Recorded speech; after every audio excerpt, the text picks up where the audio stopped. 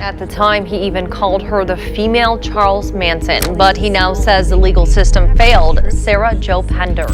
And it was my own voice and very clearly said, "Oh, I'm about to die." Inside America's toughest prisons, some names strike fear in everyone: guards, inmates, and even the world outside. These women aren't just criminals.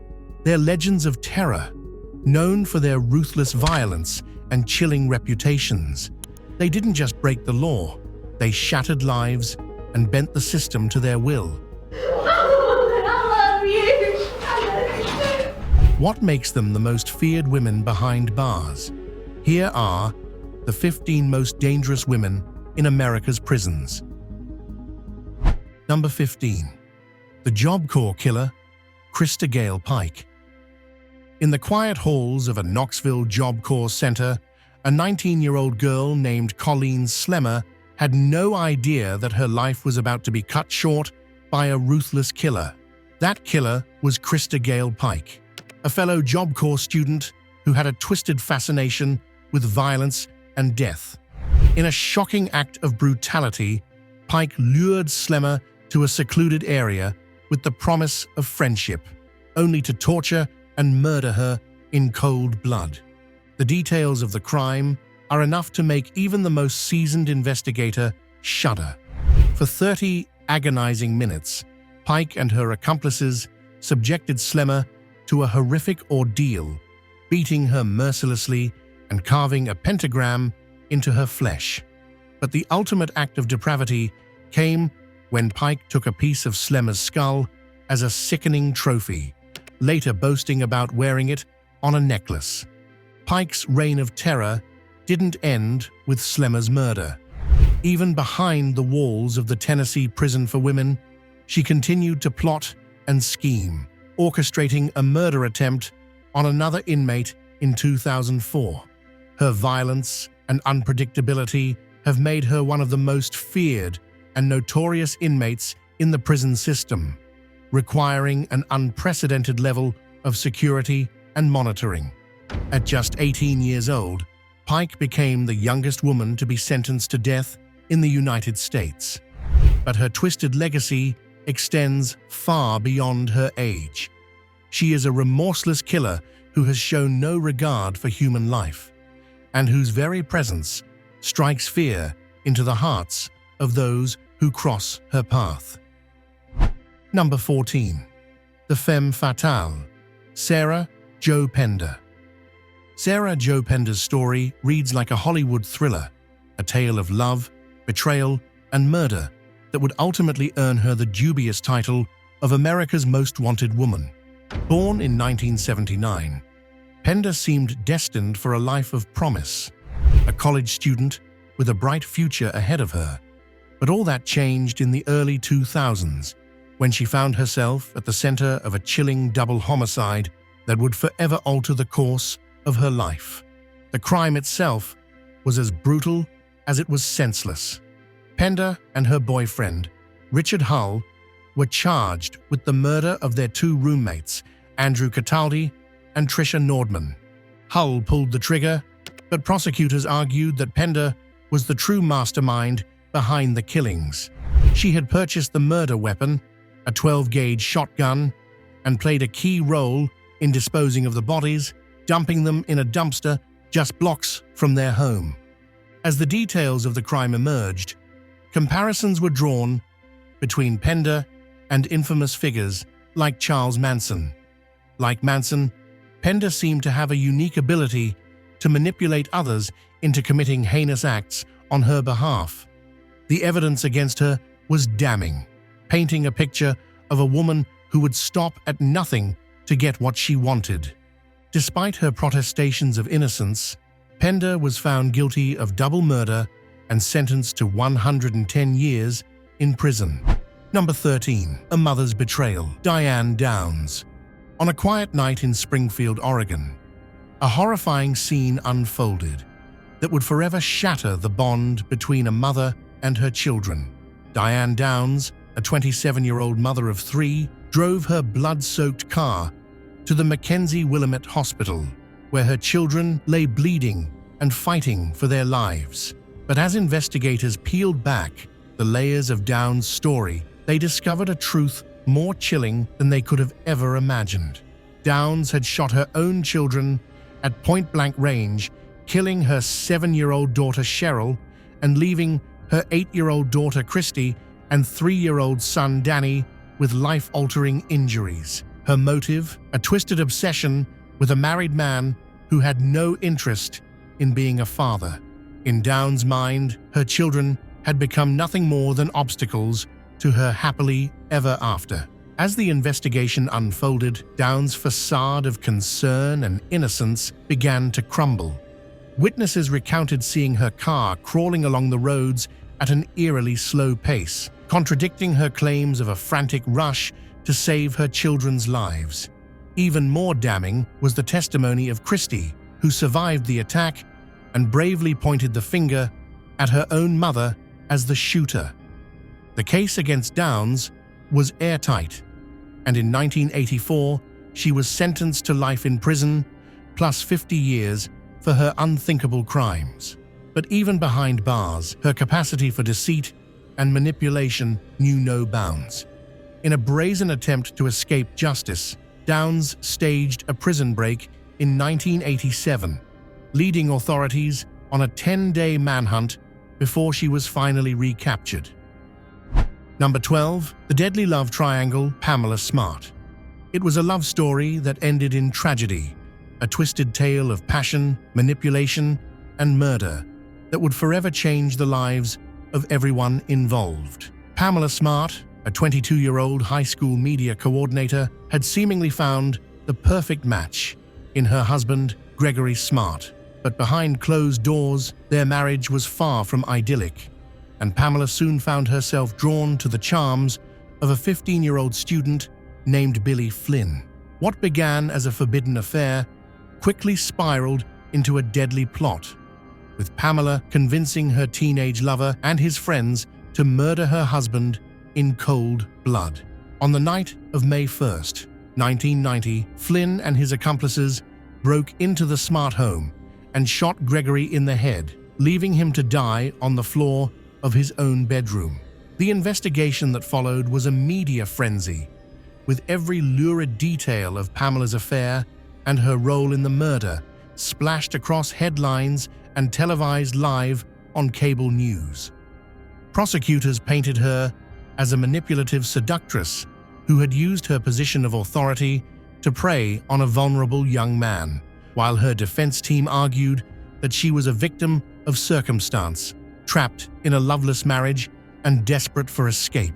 In the end, a jury found Pamela guilty of being an accomplice to first-degree murder, conspiracy to commit murder, and witness tampering. She was sentenced to life in prison without the possibility of parole, a punishment that many saw as fitting for a woman who had so callously orchestrated the death of her own husband. Number 11, the girl in the wheelchair, Gypsy Rose Blanchard. For years, Gypsy Rose Blanchard was known as the sweet, sickly girl in the wheelchair, a young woman who had captured the hearts of her small Missouri town with her brave battle against a host of debilitating illnesses. But behind the angelic smile and the pink tulle dresses, a much darker reality was unfolding, one that would eventually lead to murder. Gypsy's mother, Dee Dee Blanchard, had always been her fiercest advocate and caretaker, tirelessly shuttling her from doctor to doctor and fundraising for her numerous medical expenses. But as Gypsy grew older, she began to suspect that something was amiss.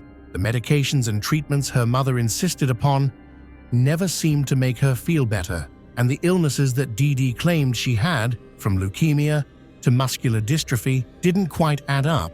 What Gypsy didn't know was that her mother was suffering from Munchausen syndrome by proxy, a rare and dangerous condition in which a caregiver fabricates or induces illness in a child for attention and sympathy.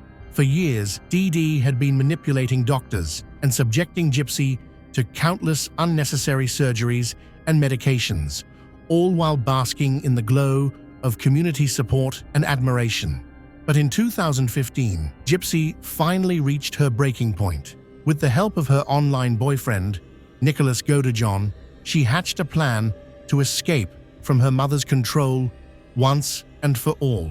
On the night of June 14, 2015, Godejohn entered the Blanchard home and stabbed Dee Dee to death as Gypsy waited in the bathroom. The investigation that followed was a media sensation, with the world watching in disbelief as the shocking details of Gypsy's life and her mother's deception unfolded. In the end, Gypsy pleaded guilty to second-degree murder and was sentenced to 10 years in prison, a sentence that many saw as a merciful end to a lifetime of abuse and control. Number 10.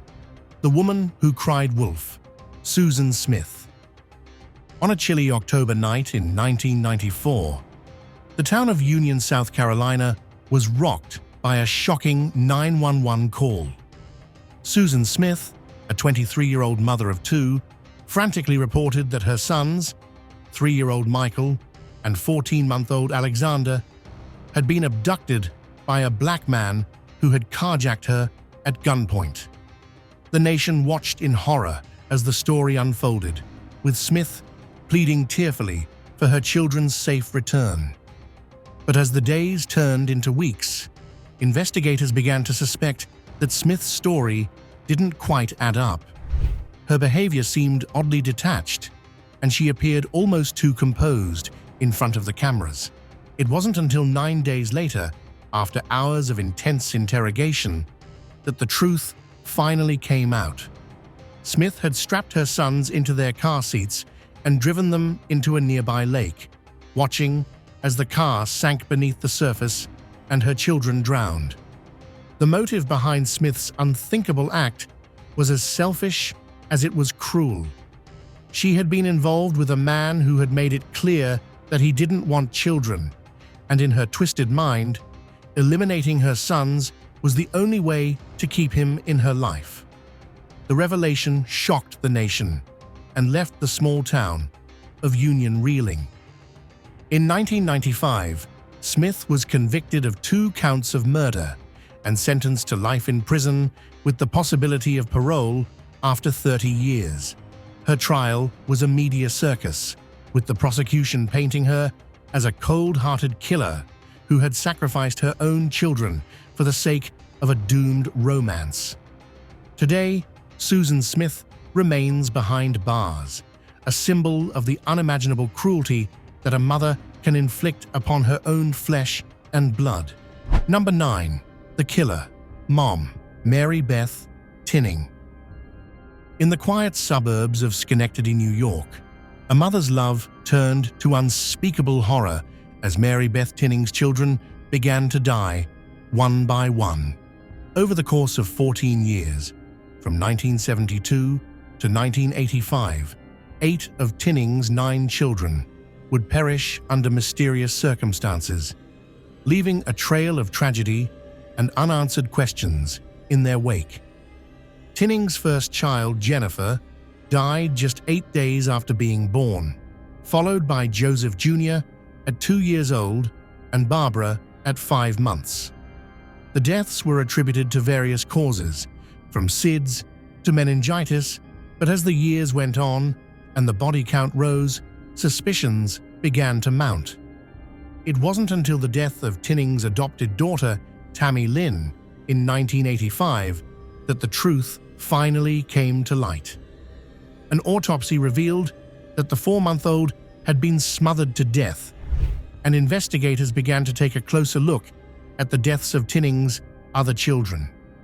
Under questioning, Tinning eventually confessed to smothering Tammy Lynn and 2 of her other children, but she could not remember the details of the other deaths. Prosecutors painted a picture of a mother driven by a need for attention and sympathy, who had used her own children as pawns in a sick game of life and death. In 1987, Tinning was convicted of the second-degree murder of Tammy Lynn and sentenced to 20 years to life in prison. She remains behind bars to this day, a chilling reminder of the darkness that can lurk behind even the most unassuming of facades. Number 8. The best friend betrayal, Shelia Eddy. In the idyllic town of Morgantown, West Virginia, a 16-year-old girl named Skylar Neese disappeared into the night, never to be seen alive again. Her best friends, Shelia Eddy and Rachel Schoaf, were the last people to see her before she vanished, and they quickly joined in the desperate search for their missing friend. But as the investigation unfolded, a shocking truth emerged that would shatter the illusion of their unbreakable bond. On a warm July night in 2012, Eddy and Schoaf had lured Neese out of her home with the promise of a joyride and some teenage mischief. But as they drove to a secluded wooded area, the mood suddenly shifted.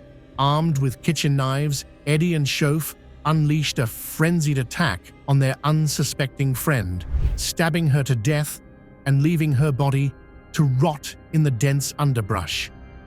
For months, Eddy and Schoaf played the role of grieving friends, even as Neese's family and the entire community searched tirelessly for any sign of the missing girl. It wasn't until January 2013, when Rachel Schoaf finally cracked under the weight of her guilt and led authorities to Neese's remains, that the full extent of their betrayal was revealed. In the trial that followed, prosecutors painted a chilling picture of a friendship turned toxic, fueled by jealousy and a twisted sense of loyalty. Eddy, they argued, was the ringleader of the plot, a master manipulator who had carefully groomed Schoaf to participate in the murder. In the end, Eddy pleaded guilty to first-degree murder and was sentenced to life in prison with the possibility of parole after 15 years. Number 7. The fatal attraction, Jodi Arias. In the summer of 2008, a gruesome discovery was made in the Mesa, Arizona home of 30-year-old Travis Alexander. His body was found brutally murdered with 27 stab wounds, a slit throat, and a gunshot wound to the head. The prime suspect? His ex-girlfriend, Jodi Arias, a seemingly gentle soul with a hidden dark side. Arias and Alexander had a tumultuous relationship, marked by breakups, infidelity, and explosive arguments. But few could have imagined the depths of Arias's obsession and the lengths she would go to possess Alexander entirely. In the days leading up to the murder, Arias had stalked Alexander, hacking into his email and social media accounts and even slashing his tires. On the day of the murder, Arias drove from California to Arizona, where she had an intimate moment with Alexander before brutally attacking him in the shower. The crime scene was a bloodbath, with evidence of a prolonged struggle, and Arias even taking photos of Alexander's dead body before fleeing the scene. In the trial that followed, Arias took the stand in her own defense, spinning a web of lies and claiming that she had killed Alexander in self-defense after he had attacked her. But the evidence told a different story. The brutality of the crime, combined with Arias's obsessive behavior in the months leading up to the murder, painted a picture of a woman consumed by jealousy and rage. In 2013, Arias was convicted of first-degree murder and sentenced to life in prison without the possibility of parole. Her trial was a media circus, with every lurid detail of her relationship with Alexander splashed across headlines and televised live on cable news. Number 6. The killer nurse, Kristen Gilbert. In the halls of the Veterans Affairs Medical Center in Northampton, Massachusetts, a killer lurked, preying on the most vulnerable of patients. Her name was Kristen Gilbert, a nurse with a friendly smile and a dark secret, and her crimes would go undetected for years before the truth finally came to light. Born in 1967, Gilbert had always dreamed of being a nurse, a calling that she saw as her life's purpose. But as she began to work at the VA hospital in the mid-1990s, a much darker impulse began to take hold. Slowly but surely, Gilbert began to use her position to play God, deciding who would live and who would die. Over the course of several years, Gilbert is believed to have killed at least 4 patients and attempted to kill several others, injecting them with lethal doses of epinephrine and watching as they suffered cardiac arrest and died. Her victims were all elderly veterans, men who had served their country and who had trusted Gilbert to care for them in their final days. As the bodies began to pile up, suspicions began to mount among Gilbert's colleagues and the families of her patients. But Gilbert was a master manipulator, able to charm and deceive even the most skeptical of observers. It wasn't until a co-worker noticed that epinephrine was disappearing from the hospital's supply closet that the truth finally began to unravel. The investigation that followed was a nightmare, with authorities uncovering a trail of death and destruction that stretched back for years. In the end, Gilbert was convicted of 3 counts of first-degree murder and 2 counts of attempted murder, and sentenced to 4 consecutive life terms without the possibility of parole. Number 5. The Poison Granny, Velma Barfield. In the small towns of North Carolina, Velma Barfield was known as a doting grandmother, a woman who always had a kind word and a warm smile for everyone she met. But behind closed doors, Barfield was hiding a much darker secret, one that would eventually earn her the chilling moniker of the Death Row Granny. Born in 1932, Barfield's early life was marked by poverty and abuse, with a father who drank heavily and a mother who was often absent. As she grew older, Barfield found solace in religion and in the arms of a series of men, marrying and divorcing several times over the years. But beneath the surface, a much darker impulse was taking hold. Beginning in the 1960s, Barfield began to experiment with poison, using arsenic to slowly and methodically kill off those closest to her. Her first victim was her own mother, followed by 2 of her husbands and a fiancé. She even poisoned the food of her boyfriend's elderly mother, all while presenting herself as a caring and devoted caregiver. For years, Barfield's crimes went undetected, with the deaths of her loved ones attributed to natural causes or unfortunate accidents. But in 1978, the truth finally came to light when an autopsy revealed traces of arsenic in the body of her fiancé, Stuart Taylor. The investigation that followed was a media frenzy, with the nation watching in horror as the full extent of Barfield's crimes was revealed.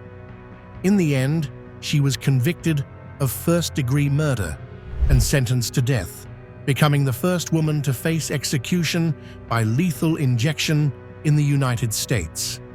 Despite her chilling crimes, Barfield's execution in 1984 was not without controversy. Many argued that her troubled past and history of abuse should have been taken into account, while others saw her as a cold-blooded killer who had earned her place on death row. Number 4. The Scorned Lover, Brenda Delgado.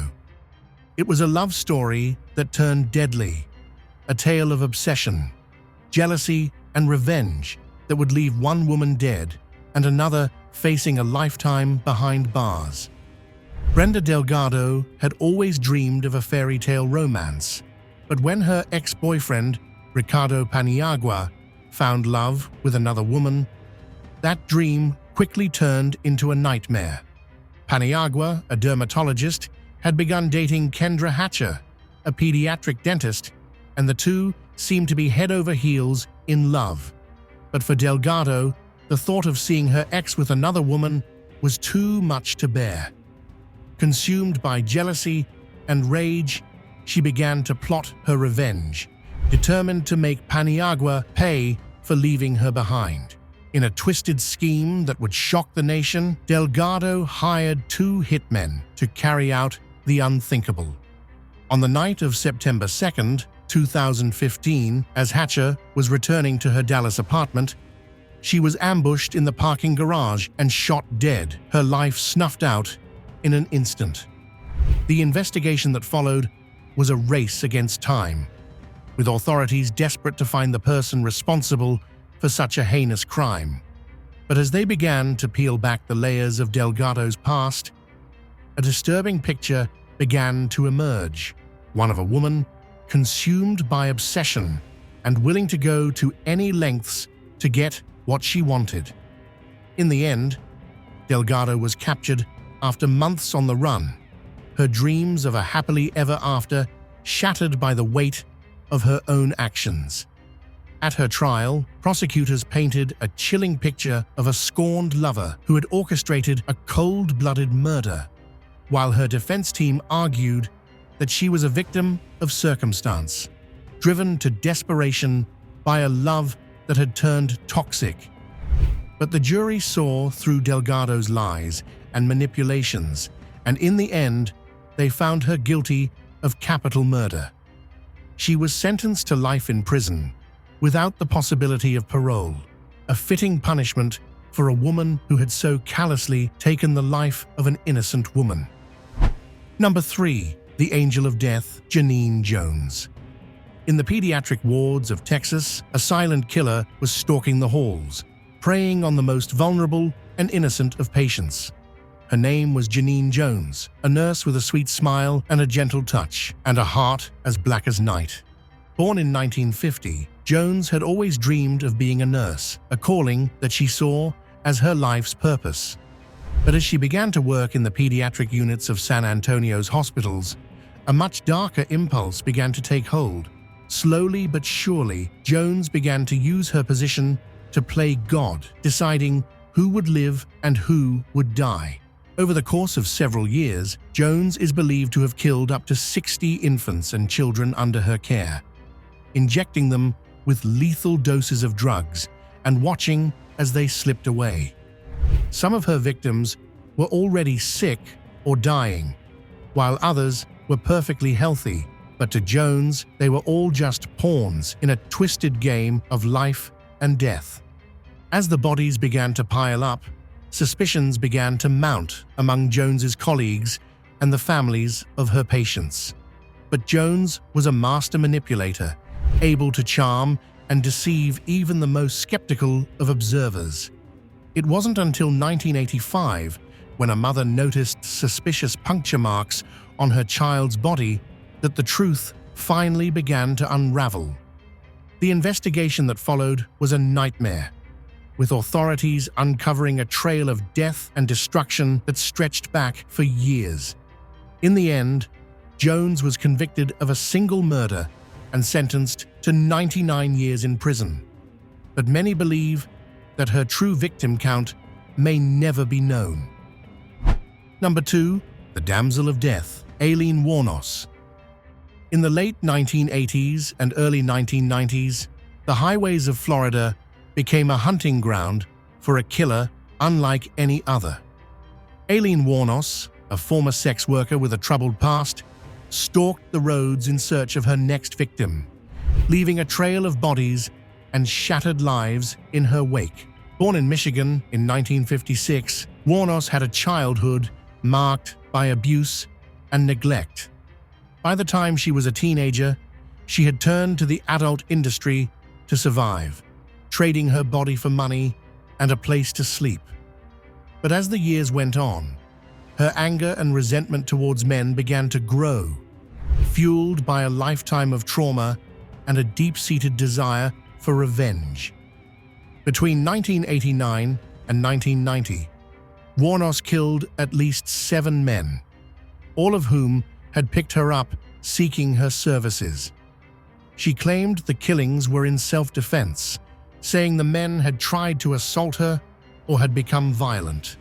But as the bodies piled up and the evidence mounted, it became clear that Wuornos was not a victim, but a cold-blooded killer. The investigation that followed was a media circus, with Wuornos's face splashed across every newspaper and television screen in the country.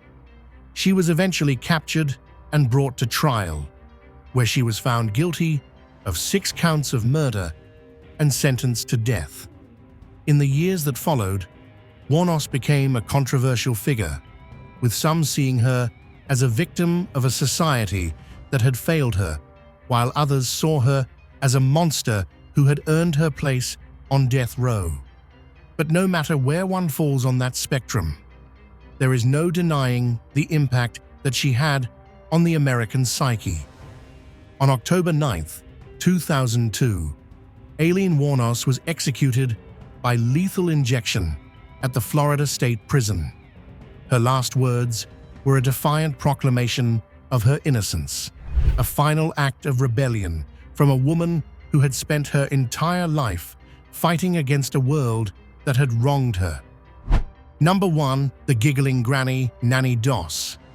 In the early 20th century, a series of mysterious deaths began to occur across the American South, leaving a trail of heartbreak and unanswered questions in their wake. The culprit was a sweet-faced, grandmotherly woman named Nanny Doss, whose gentle demeanor belied a heart as black as coal. Born in 1905 in Blue Mountain, Alabama, Doss had a childhood marked by poverty and abuse. She married young and often, going through 5 husbands over the course of her life. And with each marriage came a series of unexplained deaths as her husbands and other family members began to drop like flies. The first to go was Doss's own mother, followed by 2 of her husbands, her sister, her grandson, and her mother-in-law. At first, the deaths were attributed to natural causes, but as the years went on and the body count rose, suspicions began to mount. It wasn't until 1954, when Doss's 5th husband died of what was initially believed to be heart failure, that the truth finally began to unravel. An autopsy revealed that he had been poisoned with arsenic, and investigators began to take a closer look at the other deaths that had occurred in Doss's wake. Under questioning, Doss eventually confessed to killing 11 people over the course of 3 decades. She claimed that she had poisoned them with rat poison and that she had done it for the insurance money. But as the investigation continued, a much darker picture began to emerge. Doss, it turned out, had a history of mental illness and a twisted fascination with death. She would often giggle and make jokes about the deaths of her loved ones, earning her the nickname the Giggling Granny. And as the full extent of her crimes came to light, it became clear that she was not just a killer, but a monster. In 1955, Doss was sentenced to life in prison for her crimes. She died in prison in 1965, taking the full extent of her murderous rampage to her grave. Thanks for watching, and we'll see you in the next one.